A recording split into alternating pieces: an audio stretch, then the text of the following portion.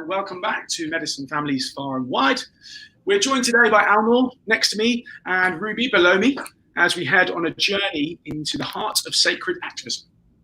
I guess sacred activism largely underpins the essence of what Medicine Festival is really about, as we hold that kind of central question of how can we be the medicine for both ourselves and the planet. I believe Andrew Harvey first coined the term, and in his words, it's the idea of becoming a transforming force of compassion in action that is born of a fusion of both deep spiritual knowledge, courage, love, and passion with wise, radical action in the world.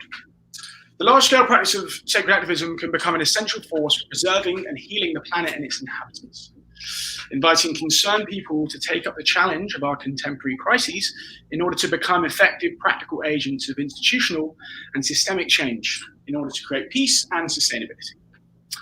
So in today's discussion, Alnoor will ask some really important questions. What does it mean to become an activist in times like these? What does it require? Do we need anything at all? And I guess what's the role of our inner work and how can we reimagine activism? So for those of you that don't know, Alnoor Ladha, his work focuses on the intersection of political organising systems, thinking and narrative work. He was the co-founder and executive director of The Rules, a global network of activists, organisers, designers, coders, researchers, writers and others focused on changing the rules that create inequality, poverty and climate change. The Rules started in 2012 and is a time-bound project. It was an experiment, really, in anarchist organisational design, exploring new ways of how to work, play, and make trouble together, I guess. Alnoor comes from a Sufi lineage and explores and writes about the intersection between politics and spirituality in troubled times. He's also the co-founder of Tierra Valatina, I believe it's called, a post-capitalist community in northern Costa Rica.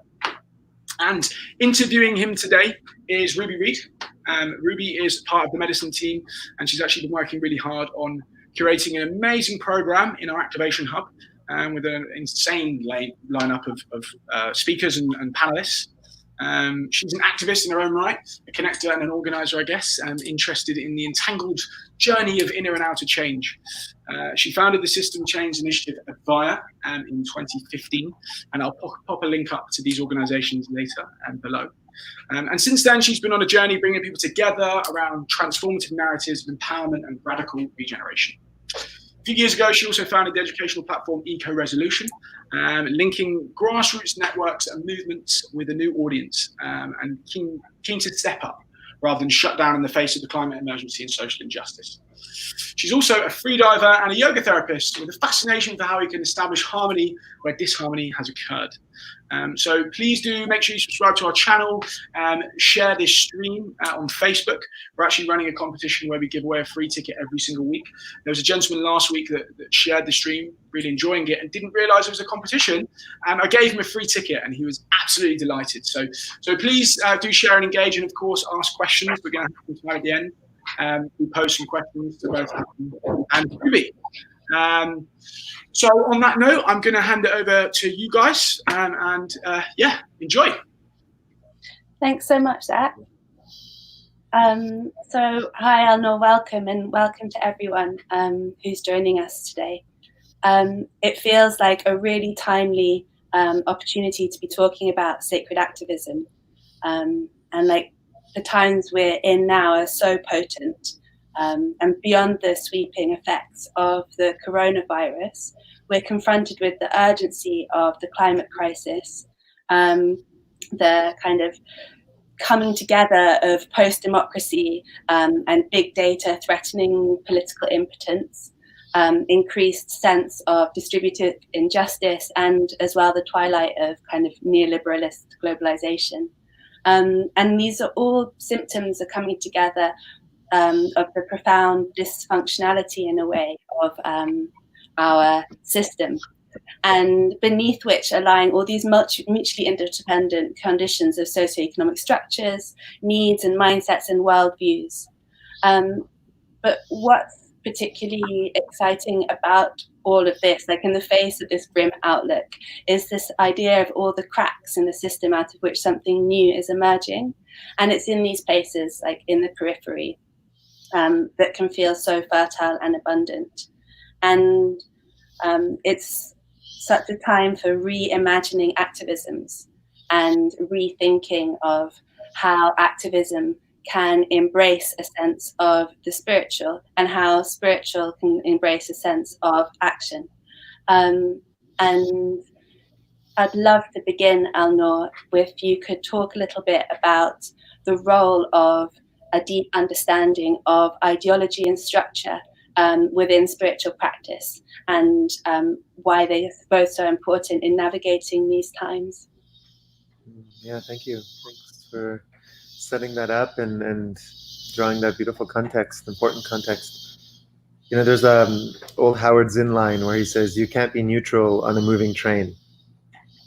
And that's the state we find ourselves in, which is there is an ideology, there is a background condition, and it's called neoliberalism.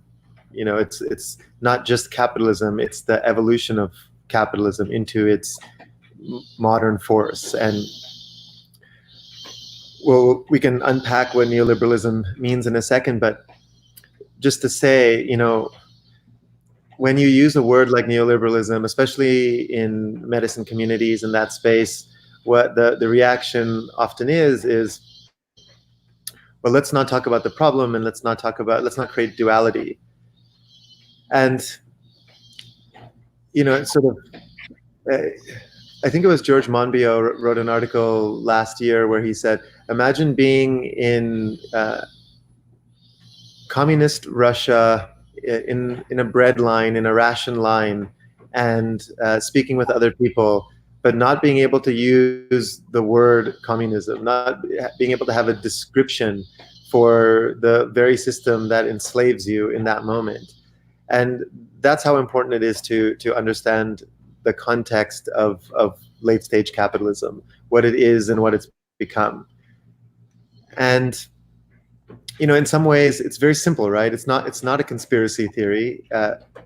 There's a set of rules that have been created. These rules are generative in the sense that once they're programmed in place, all they have to do is to continue in perpetuity. And we just look around to say, well, what are those rules? Well, there's the made-up idea of the nation state. There's the made-up idea of the corporation, fiction of the corporation, the fiction of compound interest. And we've created a system and a set of values that rewards short-termism, extraction, greed, accumulation by dispossession, and all of these other things. And so when you realize that all capitalism is, what neoliberalism is an artificial intelligence. It's a Frankenstein. It's you know, all these Silicon Valley people are waiting for the singularity. The singularity is here.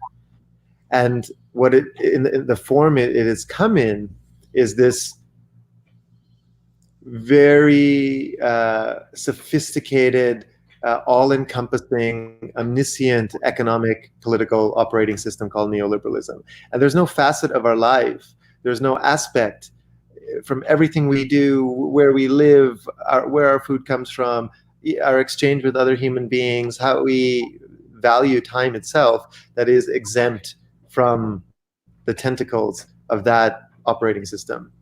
And so I think that's always, for me, the starting place. It's like if we don't understand the oxygen by which we're breathing, then it's very difficult to come to a set of alternatives or solutions that make any sense in this particular context. Mm. And what do you think is the role of this understanding in helping us to avoid replicating the same systems and patterns of injustice? Like, the activist often gets stereotyped as this kind of burnt out, angry person that's fueled by their hatred in a system that is causing injustice and oppression. But then it kind of gets internalized. Likewise, the spiritual person can often be stereotyped as somebody who is egoic and self-interested.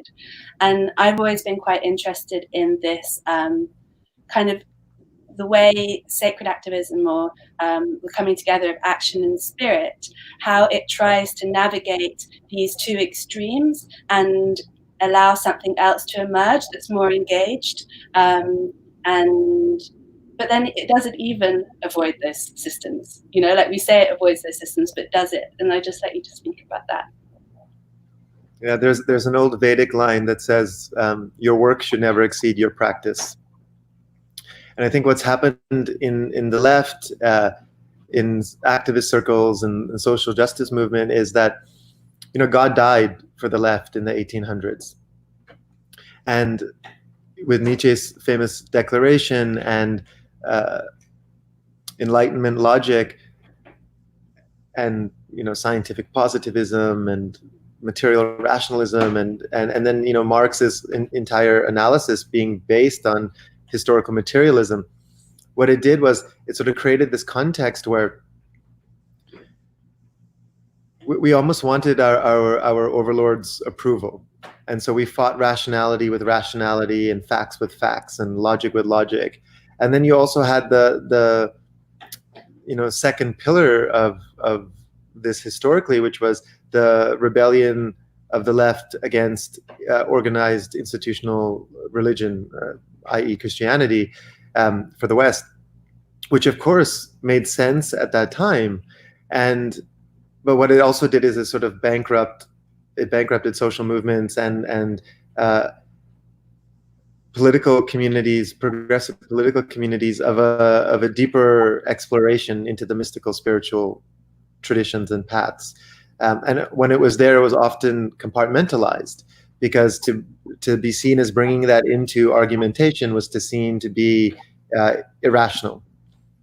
And then what we see with the spiritual movements and you know, the New Age movement of the 60s and whatever that has sort of become now, with all its sort of splinter factions of, you know, neo-paganism and psychedelic communities and all of it, is that to bring social justice issues into this space is seen as I mentioned earlier, somehow creating duality. And the thing I would say to that is, like, moment to stop compartmentalizing, because there's no aspect of our lives that is not being affected by the political structure, and there's no aspect of our lives that is not being affected by our spiritual practice. And the idea that talking about activism or talking about issues of justice or equality, or bringing up what's happening to the vast majority of humanity, or species extinction, or ocean acidification, or whatever, that it creates duality, is that the fear of duality creates more duality. And our complacency helps strengthen and perpetuate this system. And we ourselves incur karma for being human beings alive during this period, who are abdicating our responsibility to engage with the issues that matter right now. And how do you define sacred activism? Like, how do we come to understand sacred activism in practice? And what does it really mean to be a sacred activist? So I come from an anarchist tradition politically, and I come from a mystical tradition in my family lineage, in my spiritual line. I come from a Sufi tradition, and so in the mystical anarchist tradition, there's no overarching definitions or categories of things, right? And so it would be hard for me to say what it means categorically, but what I could say subjectively is that sacred activism is not just prayer. Praying for the world to be a better place is not a form of sacred activism. It is a form of prayer. And sacred activism, in my experience, has been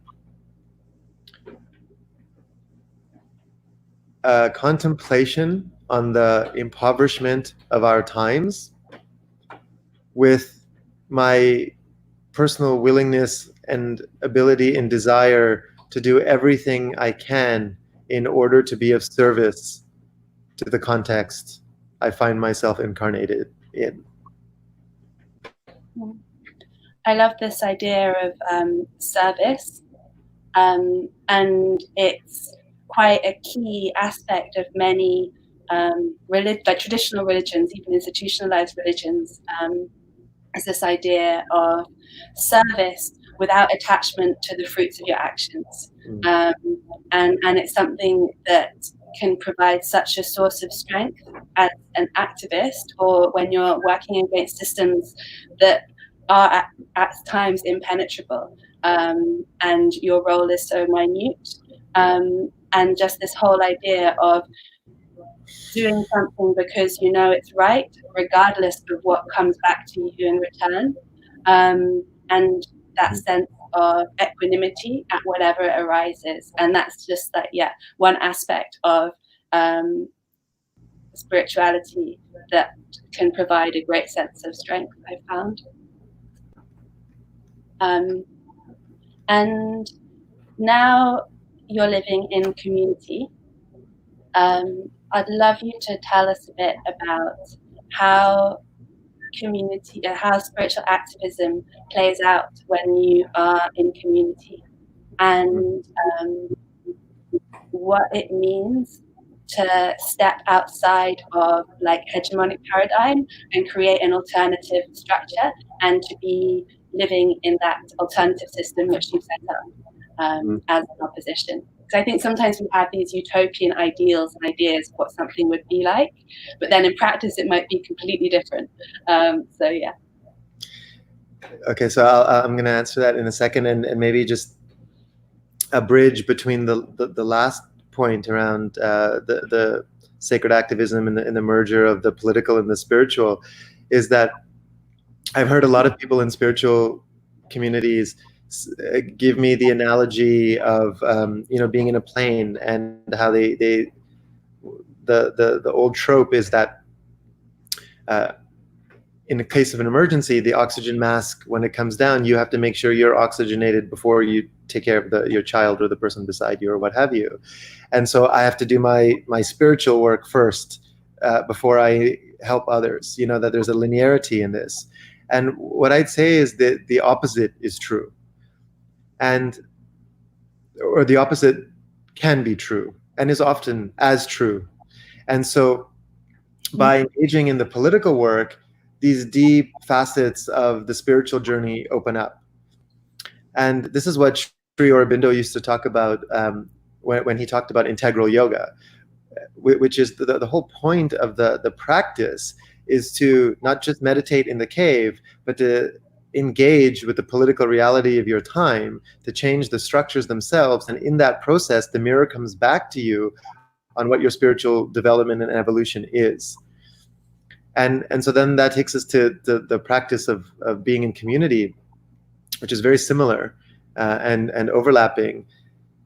Is, we set up this community, Tierra Valiente, it's called Brave Earth in English, about 4 years ago now. And part of it came from an impulse from the work we did through the Rules and the Rules Collective, which Zach mentioned earlier, where we did this sort of 8-year project focused on addressing the root causes of climate change, inequality, and poverty, i.e. the neoliberal system, from both supporting social movements and doing narrative intervention work. Is really about.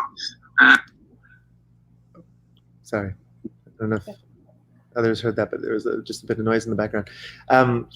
And so, part of our impetus was, okay, we were halfway into that project, and we're like, we have been studying alternatives, many of us for decades before that, and we're actively fighting the system. We ran a 4-year campaign against the World Bank on the issue of land rights.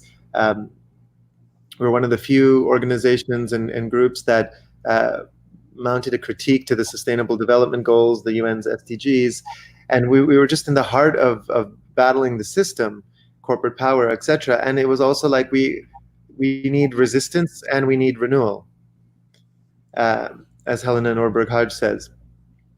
And so the renewal aspect is living the alternatives and putting that into practice, which is a very difficult thing to do.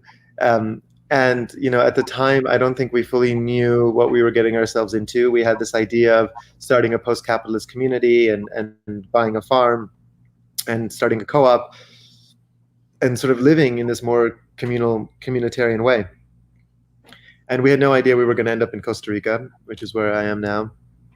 At the time, I was living in New York, and I thought we would do it in upstate New York. And then my partner and I moved to South Africa for political work and thought we would do it there. And then ended up being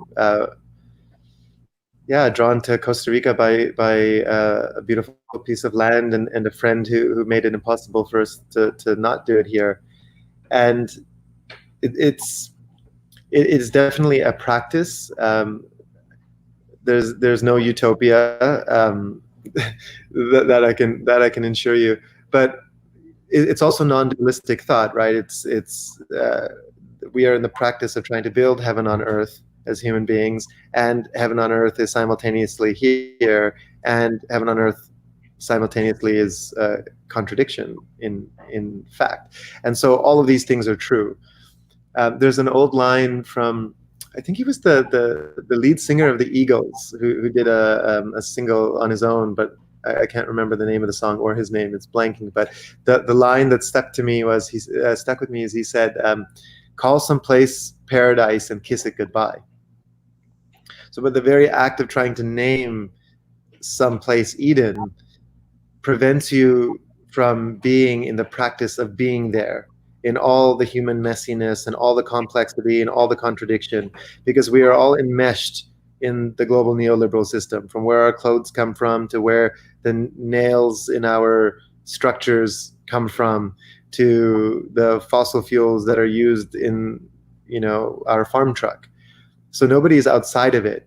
But part of the practice, I think, is to be comfortable in the messiness of the contradiction, because you're a student of your culture, and you engage in that complexity, and you're actively living your life to do something about it. And we are using capital to try to get outside of the capitalist system, and that's what post-capitalism is. It's learning to run and walk at the same time, as the Zapatistas say. I love what you said there about messiness, and that being the fullness of experience is both ends of the spectrum, and that nothing is pure and utopian. And for it to be pure, it becomes almost fascistic, like you deny the other half. And it kind of, it's similar to that idea of hope, in a way, in our current system, and that fetishization of hope against hopelessness, and the denial of the underbelly and the dark side, which is a whole half of experience, and the narrative of linearity that serves, and it fuels that kind of sadistic dream of always having to accumulate more and be more and have more, because that validates yourself and your existence. I loved reading your article, The Poverty of Progress, where it talked about the kind of new optimism and this perspective. When you're in that perspective, you're always at the top of progress. Like, progress is linear and you're always at the top of it. And then how that creates this schism between lived reality, like human political reality, and then actual physical reality, like human political reality being measured by GDP, and lived reality being like health of ecosystems and peoples. And you spoke in that about complacency kills, but so does optimism. and I thought that was so profound in a way. And I'd love you to speak a little bit to the role of hopelessness and the power that can be found when you're at nothing, and how sacred activism plays out in those areas. Mm-hmm. Yeah, it's a beautiful question. And contemplation, and to say that, yeah, the role of hope, some people call it hopium. It's sort of this future projection of some state of what could be, right? And it also doesn't mean that we have to collapse into despair and grief, but the whole range of emotion is necessary. And often the deepest breakthroughs come when we are at our darkest moment, right? The dark night of the soul, the sort of waking up to yourself and realizing that all the things you thought mattered are lost. And it's that moment and those moments that shift the very fabric of reality itself. Those are the moments where you realize that you have created your own prison, intellectually, spiritually, cognitively, structurally. And if all the things you thought were necessary are no longer necessary, then what could be possible? And possibility doesn't require hope. And on the flip side, possibility and potentiality don't require grief, but they are deeply assisted by grief, because through the feeling of those emotions, through the range of empathy, through really holding what's happening on the planet right now, can we become stewards of the immediate? Can we become stewards of our culture? Because if we don't understand the poverty of our times, how can we do anything about it? If we believe that the world is getting better and better and better, and we are on the top of that evolutionary curve, then of course our reaction to the world is going to be the tech utopian, Bill Gates, Steven Pinker worldview. And it's a self-delusion. It's a delusion of the Western mind. Things are not getting better. History is cyclical. Multiple realities exist at the same time. And from if we were even going to go head to head with the Gates and the Pinkers of the world from a science-based factual perspective, inequality is increasing, the number of people living in poverty is increasing, hunger is increasing, levels of deadly diseases like coronavirus are only going to increase, 200 species a day are going extinct. On what measure do we think we are progressing?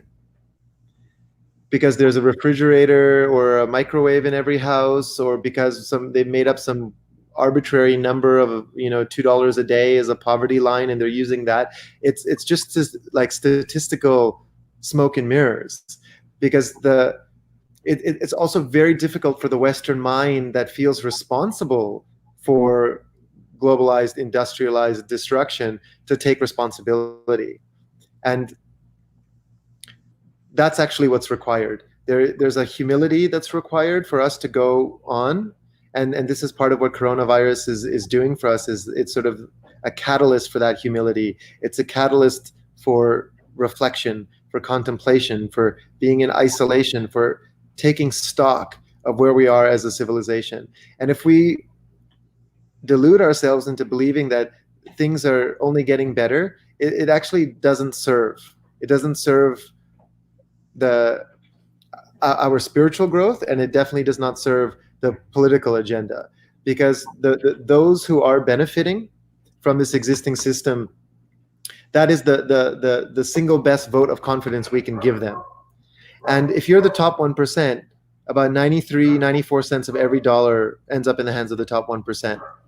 And so, of course, their belief system is going to reinforce the idea that this current system is working. They're financially incentivized to believe that. And it's not just financial reward. they're rewarded in all sorts of ways. We see them as the paragons of innovation and leaders in their field. And in neoliberalism, there's a value that associates money with success and poverty with failure somehow, and it's so subconscious. And so we think of poor people as stupid.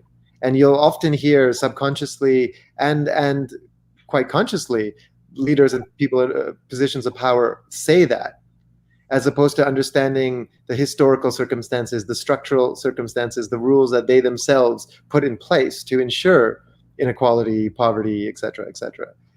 And so it's a long answer, but it sort of ties into this complex of why we need to be where we are right now, why we need to be in the humility and in the grief and in the empathy and in the feeling of what actually is, so we could get to another place that is not the pre-COVID normality. Because our normality was killing the rest of the planet and most of our brothers and sisters. Yeah, I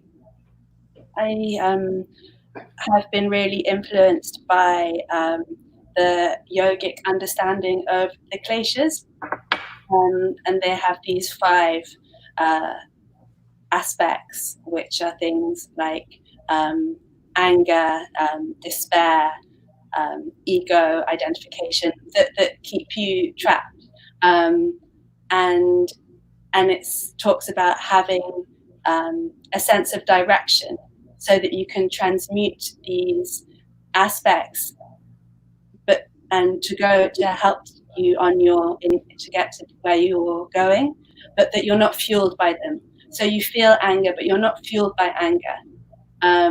And if you are fueled by anger, you're going to burn out. You'll literally burn up your resources. And I've always found that a really powerful metaphor and a way to understand those depths of darkness in which you might find yourself, and that sense of vision that can help you to galvanize the energy that's needed to move and towards the place that's needed. So it's not a denial of emotion, and it's not a denial, but it's also not a blind acceptance of something or covering it up with this like hopeful veneer. And it's just like having that sense of truth and understanding, and then using it to take you where you want to go, where you need to go. Like I was always very inspired as well by how Gandhi would use the term satyagraha, and this concept of like truth and clarity, and how can our actions come from a place of clarity. And spiritual practice in reality should be about building clarity inside so that you can have clear vision. And so the interplay of that together with like narrative change, I think is really interesting. Like with the rules, I loved when what you're doing now with the culture hack programs, talking about like narrative shift, and we exist as humans through the stories that we tell ourselves. So how can, by changing the stories we tell ourselves, change the realities we live? And just merging this like culture hack narrative change with like truth and fullness of experience can be something that's full of potential. Yeah. Mm-hmm. Mm-hmm. Yeah. Yeah. No. I completely agree. And there's this interesting moment happening right now where there's a lot of disclosure, right? And the narratives we've been feeding ourselves and that have been fed to us, because there's also no victimhood, and at the same time there are people who disproportionately benefit from the existing paradigm, right? And so both are true simultaneously. And what's happening right now is, I believe, we're being initiated into non-dualistic thought. We're being initiated into multiple ways of knowing and being and holding these simultaneous, often conflicting realities and narratives. And we look at something like the film Planet of the Humans, right? And all the debate that's gone around that. It's such a such a fundamental debate, right? It's dividing the climate movement in many ways and the environmentalist movement, but many people are missing the point of the film, right? Which is our civilization is a house of cards built on the quicksand of fossil fuels. And the NGO industrial complex, the way it has to work is that it feeds hopium to its people. That's how you get your likes up and your monthly subscription donor base up. And you know, look, the facts in that film were 10 years old, and there was a lot of issues with it, and renewable energies will play a role, but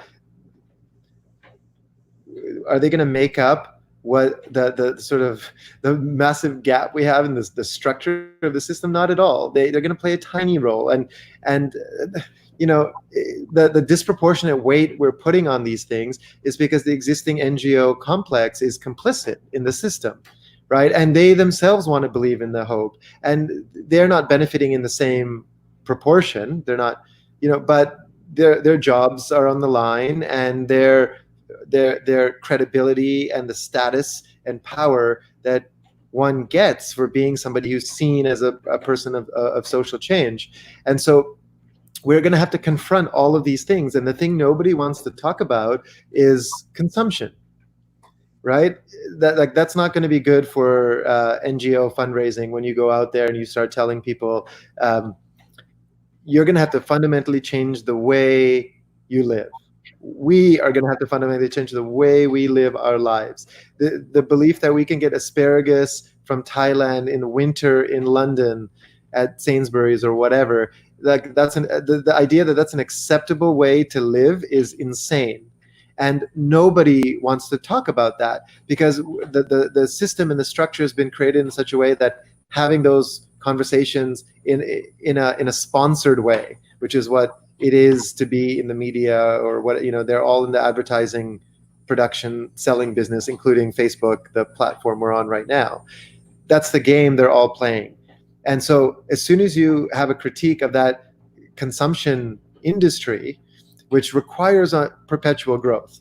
So, you know, I said earlier, you know, every dollar of wealth created, about 93 cents goes to the top 1%. So by definition, every dollar of wealth creation creates inequality. It creates impoverishment. Every dollar of wealth creates climate change. It creates fossil fuel production. It's based on fossil fuel production. It kills life. But we're all enmeshed in it. Every single thing we do, even the servers that are being used to hold up the internet right now, are using huge amounts of fossil fuels, you know, in structures somewhere in Iceland, right? The entire system is based on an illusion. And because we are so fearful of having to give something up, we would then put everything, all of life, at risk. And that's really the question and the debate and the narrative shift that's required both externally and internally, is what am I willing to give up in my own life to maintain the sanctity of life on this planet? And what are we willing to give up as a civilization? And this is where the mourning and the loss and the grief also plays a very profound role, a very active role, because the question that death always asks is, what are you willing to see down in the name of love? Yeah, it's a shift from the individual to the community, isn't it? And it's a shift from from us as two individuals to the entire system that we're a part of. And it's like the narrative of green, the kind of green growth narrative. It's often about the emphasis is on the consumer rather than on the producer. So with plastic, for example, it's like a waste management crisis rather than a materials crisis. It talks about, rather than shutting down the fossil fuels companies that create the plastics, they tell you to recycle. but then actually the recycling doesn't get sent where it's supposed to be going. And I heard that the word litterbug was even created by one of the plastics makers, because it would defer emphasis onto the consumer rather than onto themselves as the producer. And it plays into this whole rhetoric of kind of green growth and technological solutionism, that's really just like Annie Leonard says a great metaphor of, rather than turning the tap off of the overflowing bath, you're just taking the water out with a spoon. Like anything that doesn't go straight to the root causes is only going to exacerbate the problem. Yeah, and so moving from the consumer to the whole bigger system that's around it, or from the individual into the community, I think that's only when we're going to be able to have like deeper change, and real change, that goes beyond like atomized individualist understanding of like relationships and systems. Mm-hmm. Yeah. And it also reminds me of, in your article around communities, spiritual communities and social justice, you mentioned Donna Haraway's use of the word Capitalocene. I can't pronounce it. I have problem pronouncing her words. She uses another term, the Tulocene, which she believes more aptly describes our epoch, because of the relationship and inextricable relationships between the human and the non-human. Like she says that the Anthropocene isn't a good term to use, because it denies the fullness of existence, and the fullness of like symbiotic relationship within planet Earth. And I love that idea of interdependence, particularly within this spiritual activist framework, and what we can learn from the more than human, and what relationship with something much greater than ourselves can look like in practice. Mm-hmm. Yeah, it's interesting. Yeah, when I hear the word Anthropocene, I hear it in an ironical sense, and so when you, in that sense, it's a very apt word, right? Because human influence has affected every aspect of this geological epoch, every aspect of the biosphere, and yet we are a non-necessary component.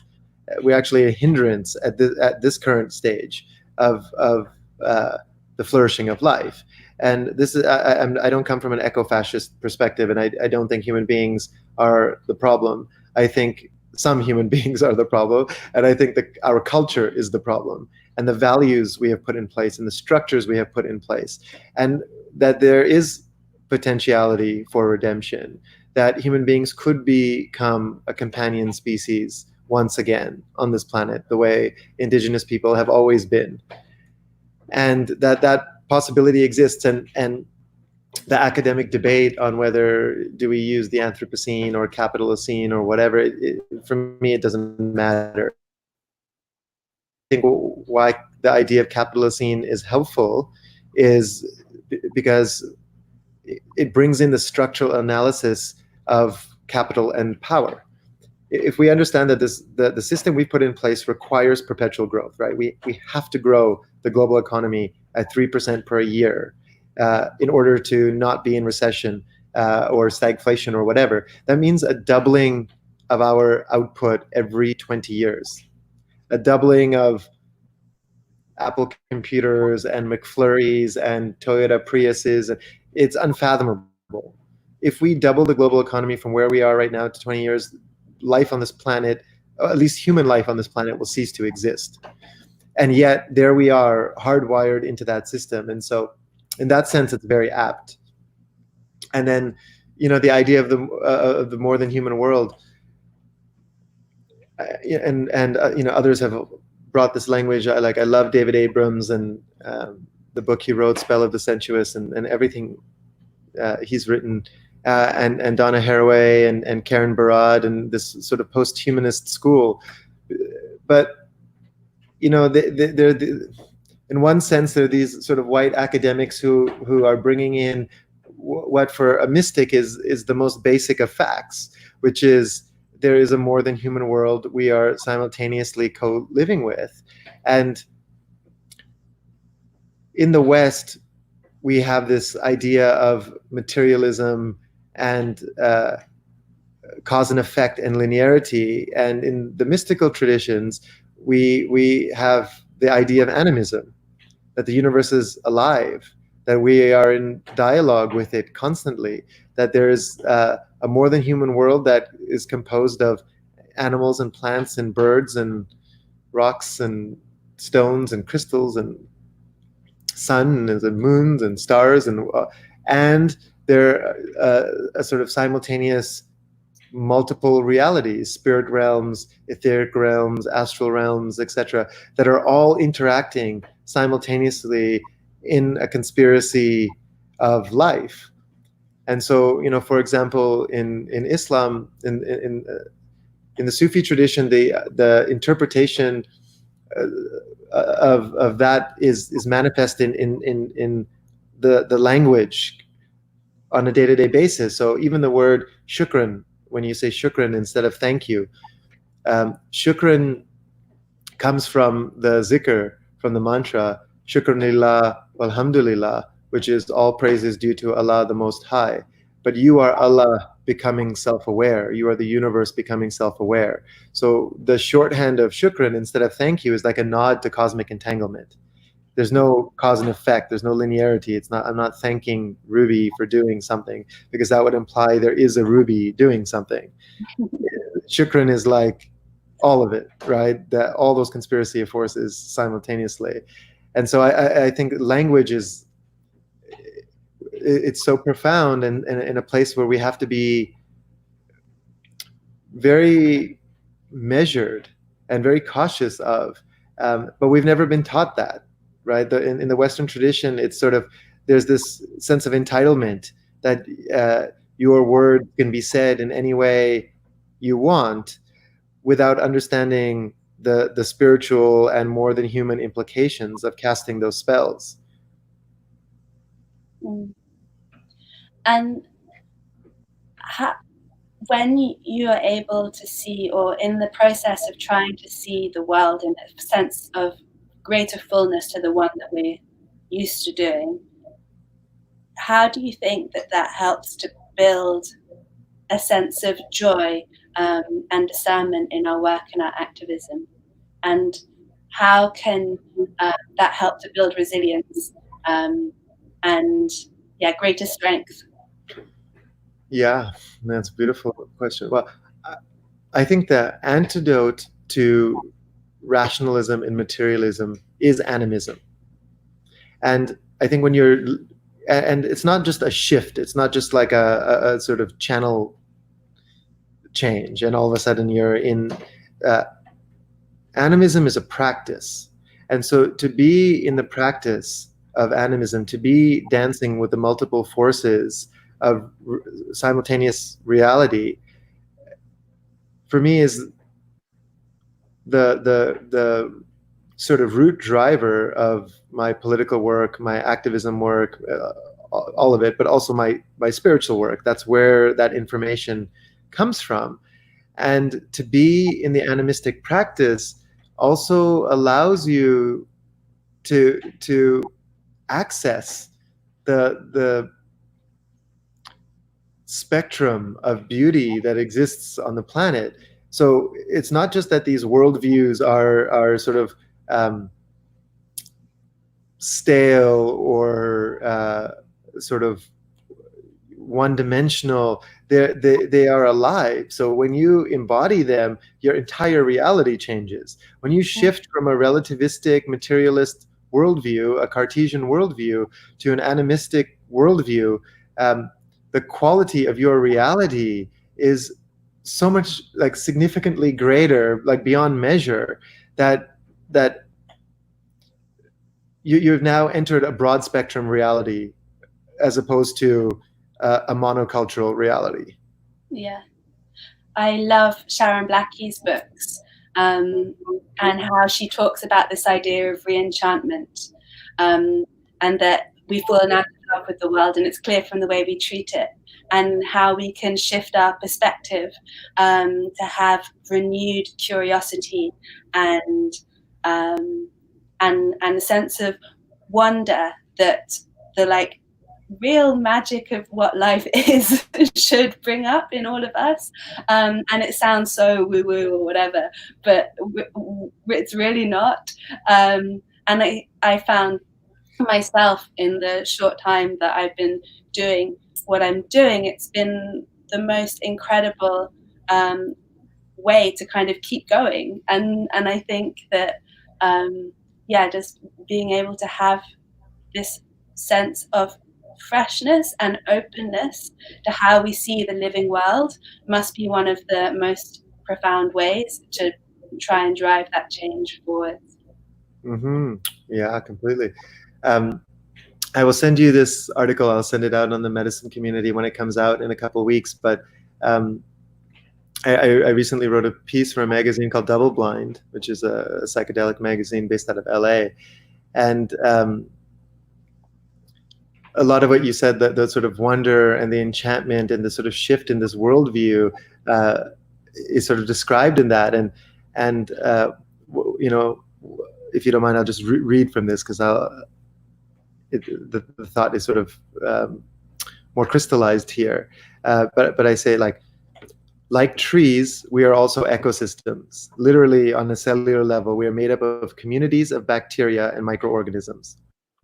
On a temporal level, our ancestors are living through us, as are our future selves and future generations of our lineage. On a spatial level, we are an ecology of cells, an ecology of selves, of all beings, seen and unseen, that we are in perpetual entanglement with, those that define us through our relationality. So part of what I'm saying is animism is our antidote to rationalism, as is humility is our antidote to hubris. Dialogue, being in dialogue with the animate living planet, is the antidote to domination, and wonder is the antidote to knowing. I love that. And I also think it's such a practice. It's a daily practice, just like how activism is a daily practice and spirituality is a daily practice. What practices you do to help cultivate these things in your own personal life?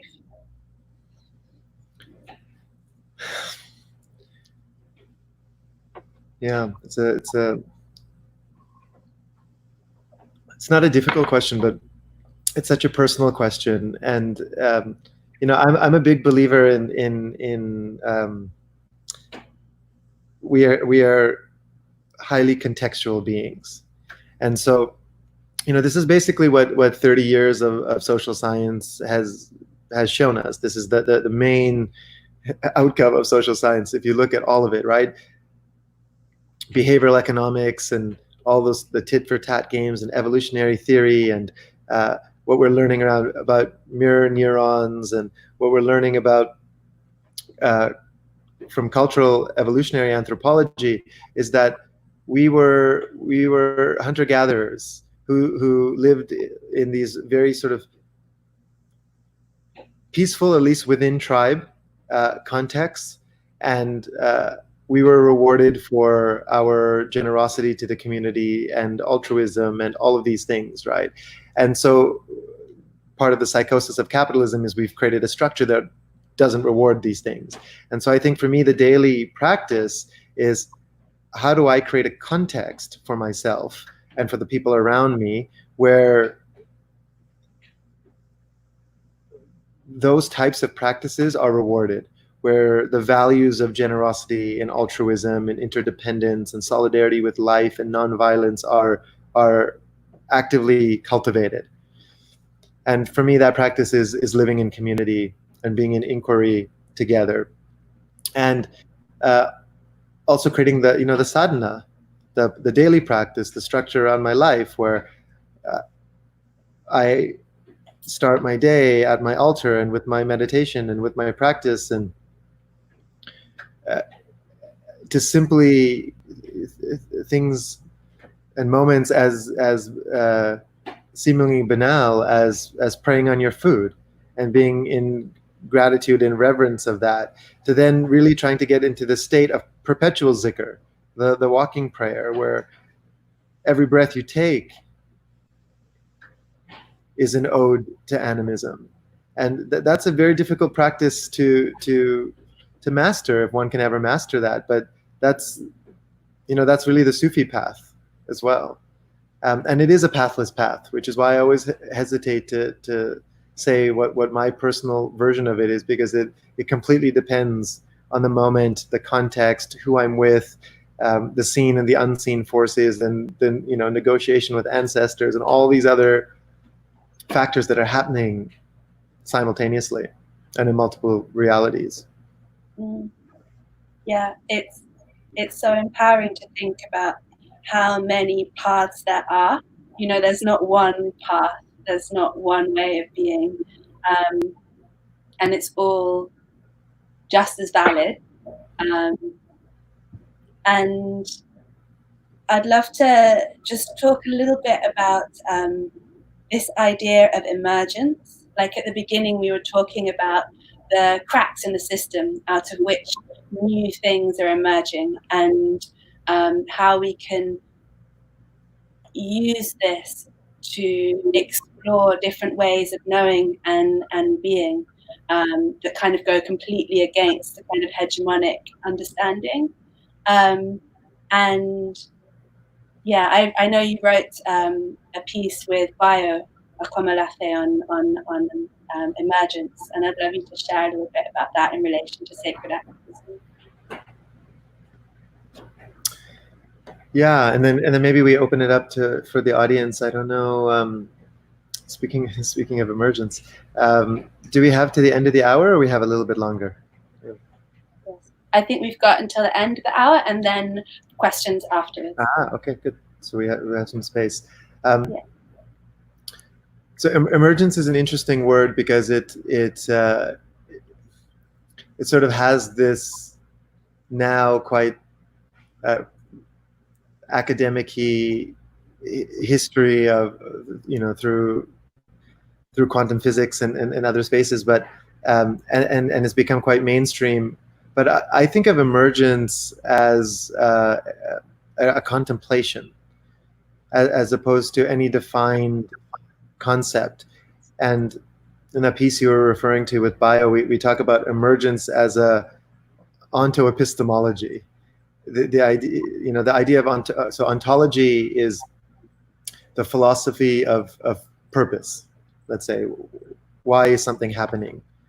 And epistemology has always been separated as the philosophy of knowledge. Why do we know what we know?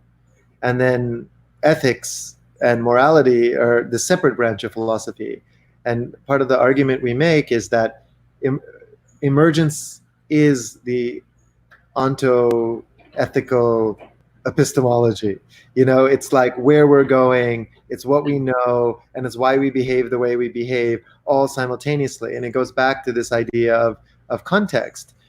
And there's an old line, I forgot who originally said it, maybe Gramsci or someone, but it says, we are prisoners of context in the absence of meaning. And that's how I see the West right now, and that's how I see industrialized capitalism at a global level. We are prisoners of context in the absence of meaning. And so something like COVID happens, and all of a sudden we're like, oh, it's the disease, and when will it be over? And it's like, actually,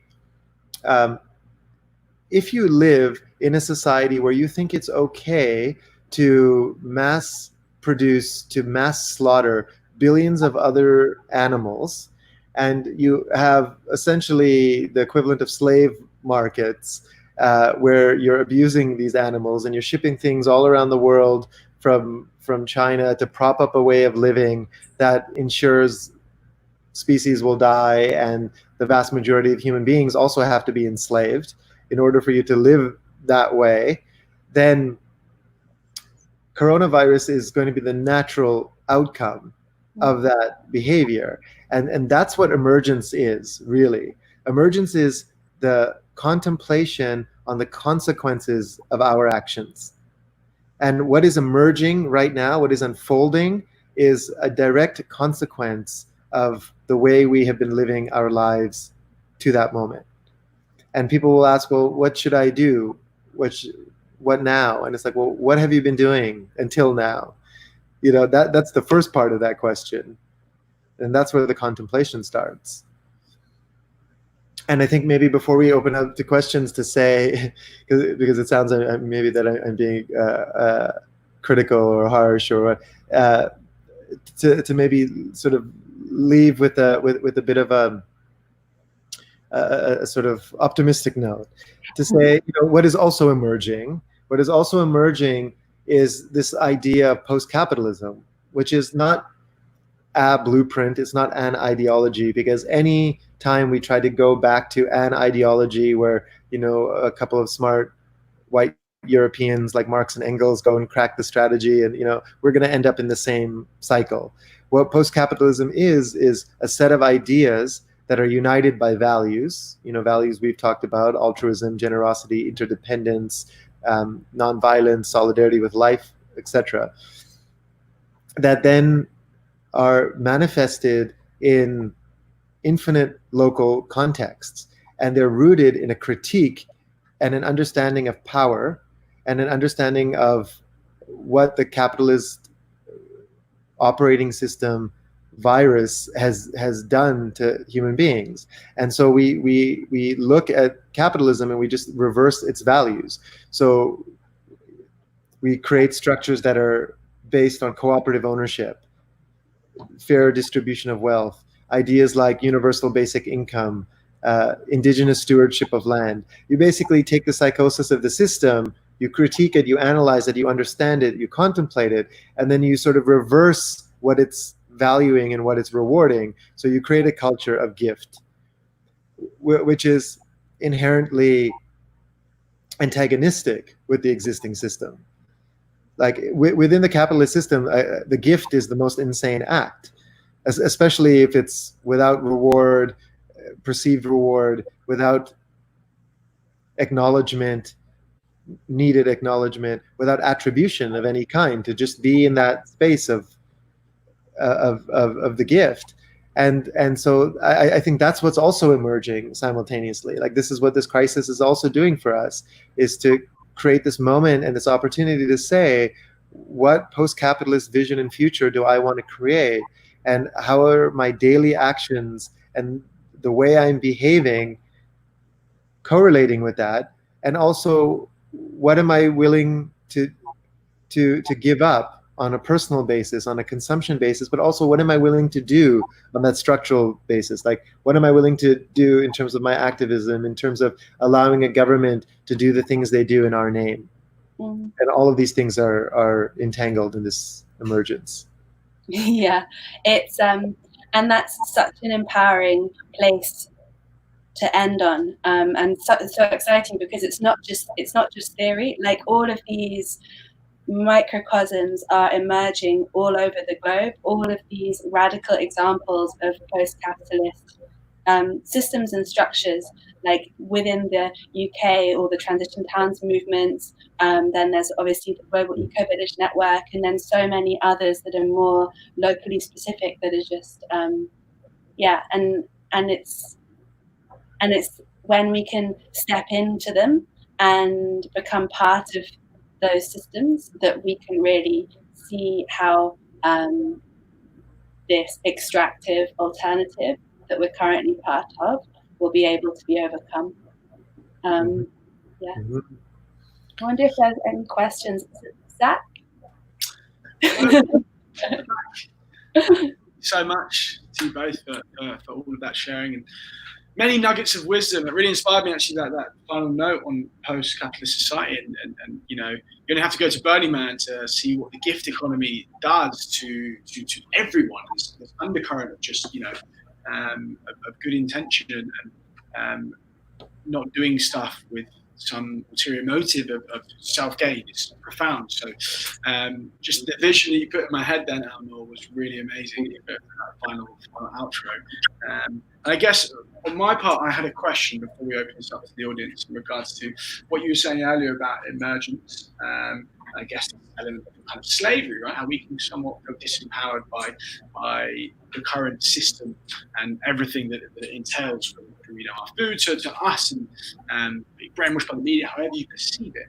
And I guess it's, if the system seems so big, if we recognise that many of the issues the planet faces require systemic and institutional change in order to address them, it's partly like, the grassroots project's effective. How do we best direct our energy? But, how do you take that feeling or desire or calling or sense that something needs to change into a tangible, practical action, that makes a difference? And how can we use our discernment to untangle what is and isn't the right thing to support? And, what can people viewing today do on a smaller scale that's making a difference? Mm-hmm. Mm-hmm. Yeah, and I think we in some ways we touched on some of this, but it's a really good summary question, because I think we have to make this super explicit. The first thing I would say is we have to understand the impoverishments of our time and our culture. If we do not have a critical understanding of how the neoliberal system works, anything we do beyond that point is not going to be commensurate or useful in the same way as it would be if you understand how the oxygen works. So that's the first thing I would say, is study the oxygen. That's the only way you can create the antidote narratives, the antidote memes, the antidote cultures, and create post-capitalism. The second is to be really clear on what your values are and how you want to live your life. And we are all compromised. We're all in the messiness and in the contradiction of neoliberalism. And we can be conscientious objectors of the capitalist system.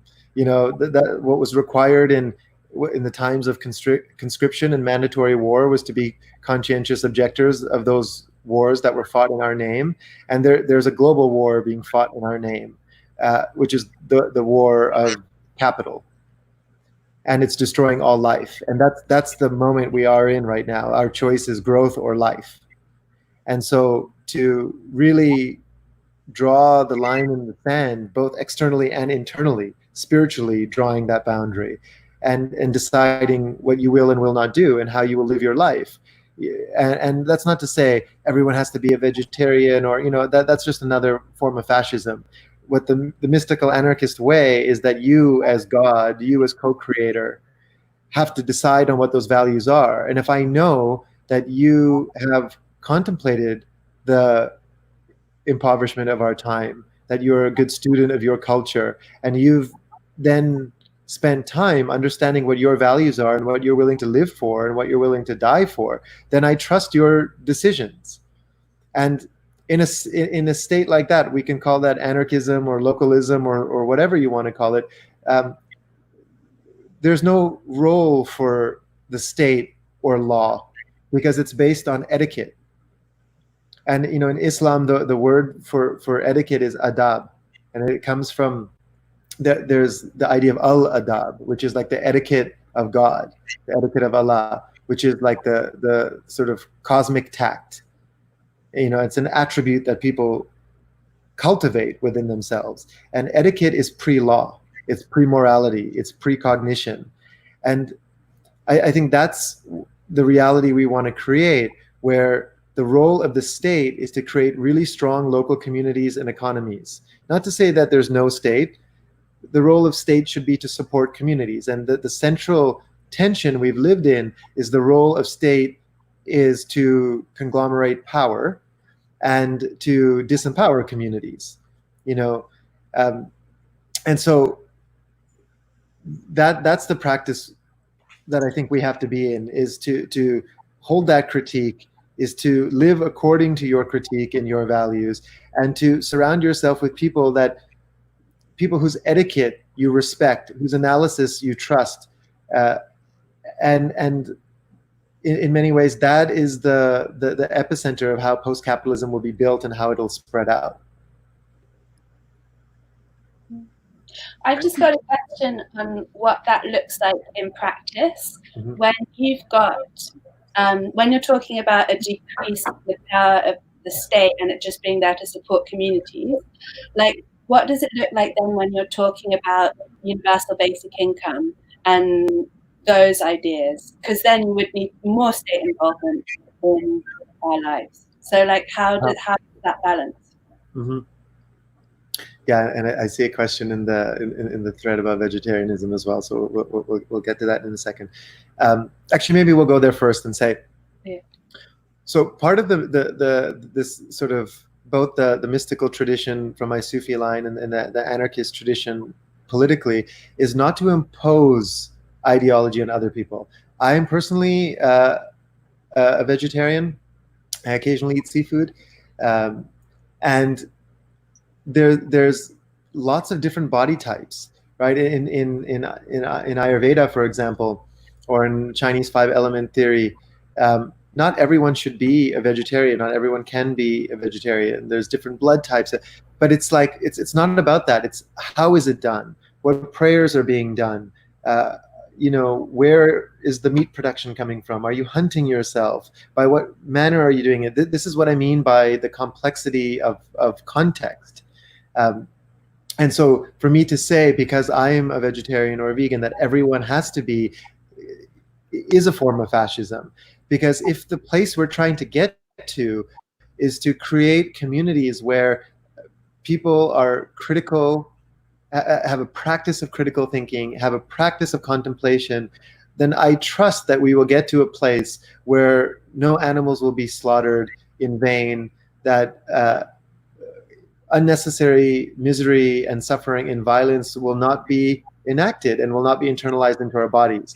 And that's the world we're trying to create, and which also then links back to, well, what is the role of state? I don't think you need a big state to have a universal basic income. And there's lots of ways we could actually do this, right? So one is the idea of even personal income tax is and I know this is a place where like libertarians, for example, would agree with anarchists, which is personal income tax is an affront to your person. Now, we go one step back before we go forward and say the difference between libertarianism and anarchism is libertarianism wants no government after rich Westerners have carved up profit and the world and have benefited from 5,000 years of guns, germs, and steel and colonialism and imperialism, et cetera, et cetera. And then they say, okay, well now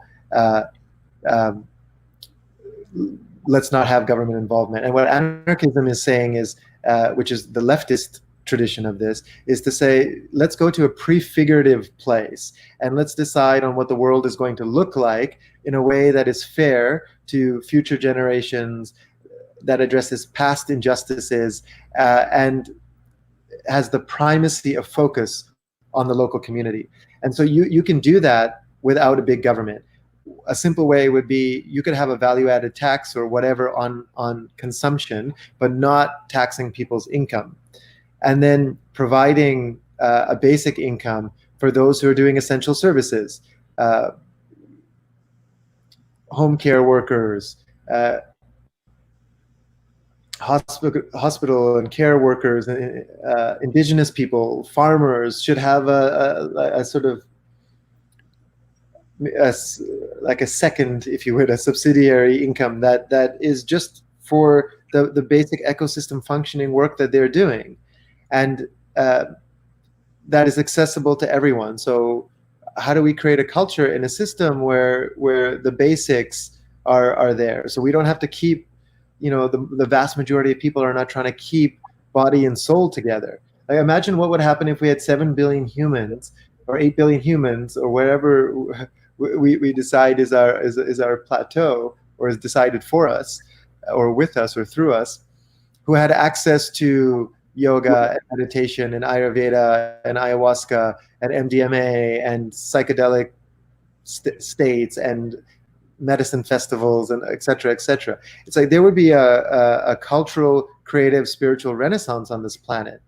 And to deny that there's a role of state in that, and I've also, in my past sort of anarchist journey been in that role, but it also denies a reality of where we are right now.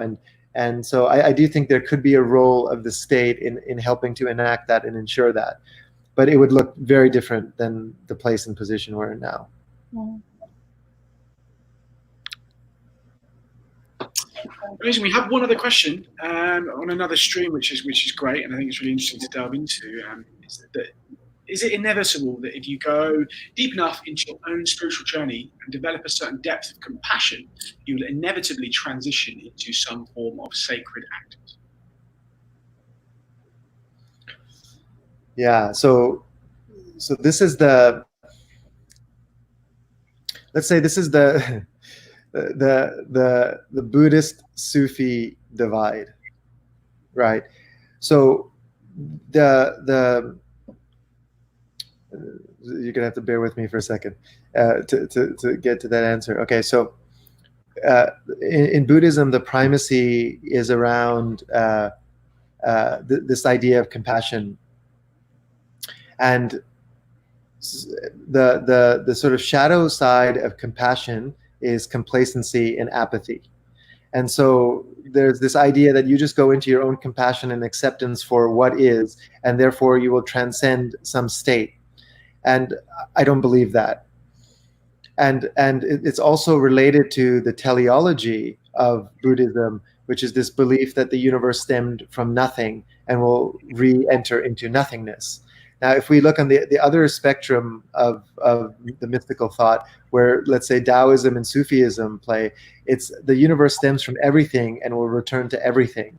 Therefore, everything is welcome and requires compassion, but it also requires the sort of discernment and judgment to stand up for what you believe in, and what you know you stand against is as important as your compassion and your acceptance.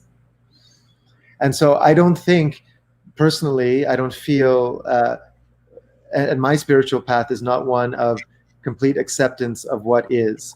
It's a more non-dualistic thought, which is being in acceptance of what is, while knowing that I am the co-creator of reality.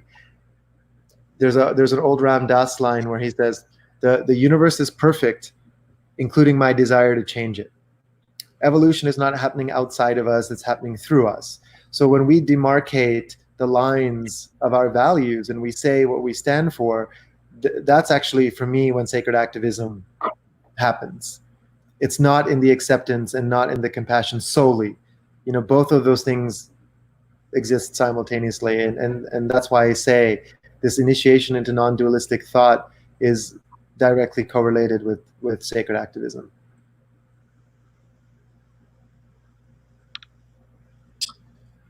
Thank you so much. We've got another question here. Sorry, let me just quickly get this up. What is the difference between virtue signaling and genuinely trying to share the good you are doing? Can we be too perfectionist and think we need to be too humble? Mm-hmm. Say that question one more time. Not quite sure if it's written right, but what is the difference between virtue signaling and genuinely trying to share the good you are doing? Can we try to be too perfectionist and think we need to be too humble, I guess, and therefore not express the work we're doing and share it, I think, is the context. Mm-hmm. Mm-hmm. Yeah. So, I think that's a very sort of individual journey and a very individual perspective. And is also very culturally contextual. And so there is a sort of a false humility and a false modesty that can be cultivated, especially in certain cultures like the English culture. And I know, having lived in England for many years, that sort of can prevent change. And at the same time, there's a difference between humbleness and modesty and humility. Humility is a deeply practiced and cultivated state. For those of you who have been in deep psychedelic states where you've communed with deities or gods or what have you, one of the sort of defining attributes of being in interaction with Ganesha or Horus or Osiris or whoever, especially the female deities, Isis and Inanna, is that they're people who report these states and these experiences, is the common theme is one of humility, is that these deities, these demigods, these gods have achieved such a state of humility in service to life that is what defines them and what makes them who they are. And so we can't mistake humility with false modesty.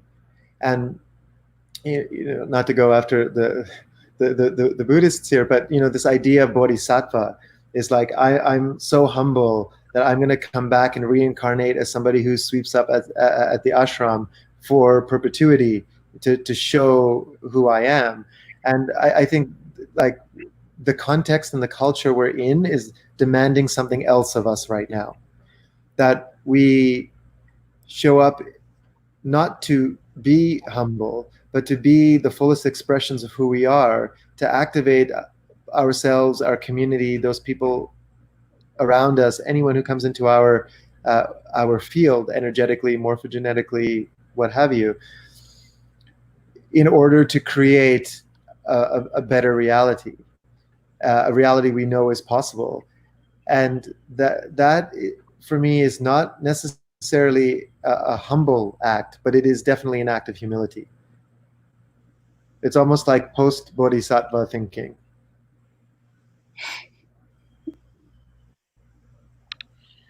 Amazing. I love that bodhisattva thinking. It's a great way to frame it. Yeah, and I guess it all really fits in really well to what medicine is about. And I guess it's, like I said, this underpinning of sacred activism and discerning how we can be the medicine in a wider context through our actions and through everything we support and envision. And system change is a much bigger conversation, but it's really good to have this conversation, set the framework for people around how they can somehow create systemic and institutional change in their own capacity. I don't think we've got time for any more, but I don't know if there's any final notes that you guys want to make. I've spoken a lot. Ruby, do you want to? No, I just want to say thank you for the conversation. It was really inspiring to hear you talk, Alnoor, on the topics of particularly like emergence, and I loved thinking about the messiness of sacred activism, that it doesn't have to always be like exactly what's happening, and it's like a practice that we're continually trying to define and respond to the context we find ourselves in, and just that empowering message, which has so much potential, particularly now when many people are in lockdown and might be feeling very alone and hopeless and helpless, and just as like a paradigm to act within, like the concept of sacred activism is both empowering and like fulfilling, and so thank you. Beautiful, thank you. And what were you going to say, Zach? I was about to plug your documentary, Action in the Anthropocene. If you want to give that a little plug, people can watch it at therules.org, I believe. And you want to give it a bit of context to that? Oh, yeah. When we were closing the rules December last year, a few people asked us if we could do a documentary about the rules and the work over the past 8 years, and we obviously thought that was a ridiculous idea. So what we did was we just created a short documentary on the evolution of activism and leading voices, people who are doing important work in this space who contextualize activism in the Anthropocene. So it's just at therules.org on the homepage. and that's a repository site, so there's a lot of case studies there and content you can dig into if you're interested. Amazing. Yeah, the links just below for that. And Ruby, I think you're also running an incredible series right now with Advaya. If you wanna touch on that, the audience. Yeah, we're running a series called Regenerative Activism, which is part of an annual conference that we organise.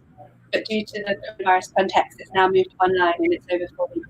But if anyone wants to sign up, it's pay what you can or pay what you want, and you can sign up and you'll get the past recordings. And we've been looking at climate justice, the economy, rights of nature, and resilience.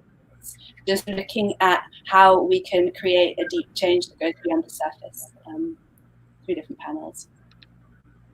Yeah, I've tuned into the last two. They've been incredible, super in depth, a great panel, and the opportunity to kind of break out and discuss that as well. Rather than just sitting at a screen, you have the opportunity to delve a little deeper.